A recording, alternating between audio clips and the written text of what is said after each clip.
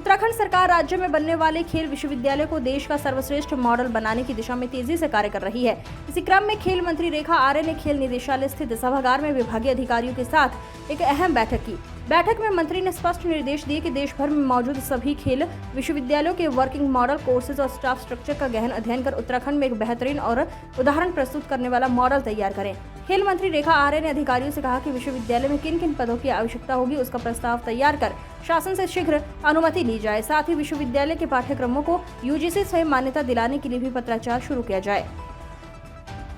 उन्होंने ये भी बताया कि खेल विश्वविद्यालय के प्रस्ताव पर केंद्रीय स्तर से वन विभाग की जो आपत्तियां थी उनका समाधान निकाला जा रहा है और जल्द ही सभी औपचारिकताएं पूरी कर ली जाएंगी। रेखा आर्य ने अधिकारियों को निर्देशित किया कि सभी तैयारियां इस तरह से की जाएं ताकि आगामी 29 अगस्त को राष्ट्रीय खेल दिवस के अवसर पर विश्वविद्यालय का शिलान्यास किया जा सके।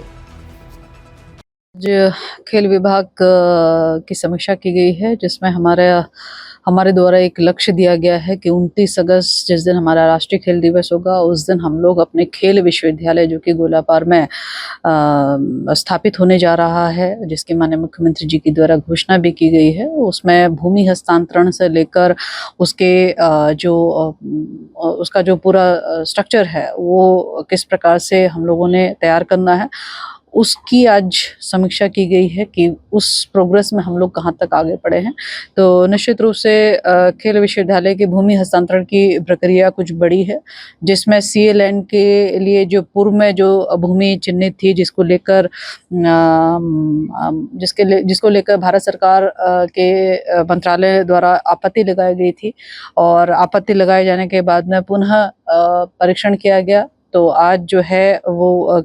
दूसरी जगह पर जहाँ पे मालधन चौड़ है वहाँ पर भूमि देखी गई है, जिसको कि CA लैंड के रूप में चिन्हित किया गया है। निश्चित रूप से वह भी एक परीक्षण के दौर में है, प्रक्रिया के दौर में है, तो उसमें भी प्रगति आई है, जिसको लेकर विभाग के अधिकारियों को निर्देशित करा है कि फॉरेस्ट विभाग से तालमेल बनाते हुए उसमें तेज गति लेकर आए ताकि 29 अगस्त तक भूमि हस्तांतरण की कार्रवाई समय पर की जा सके। इसके साथ ही उसका जो इंफ्रास्ट्रक्चर डेवलप होना है या जो पूरा स्ट्रक्चर डेवलप होना है कि कहाँ पर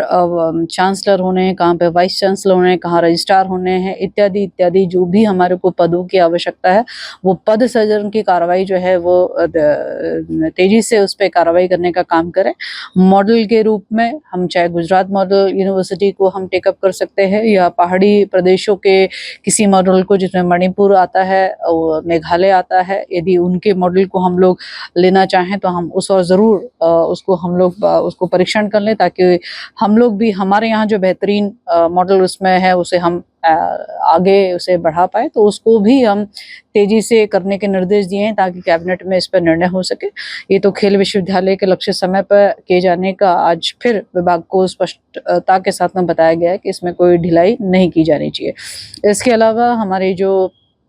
आउट ऑफ 10 जॉब हमारे जो राष्ट्रीय खेल के हमारे विजेता खिलाड़ी हैं जिन्होंने हमें मेडल दिलाया है, उनको लेकर जो हमारे आउट ऑफ 10 जॉब की हमारी प्रगति है वो भी आज समीक्षा की गई है, जिसमें विभाग द्वारा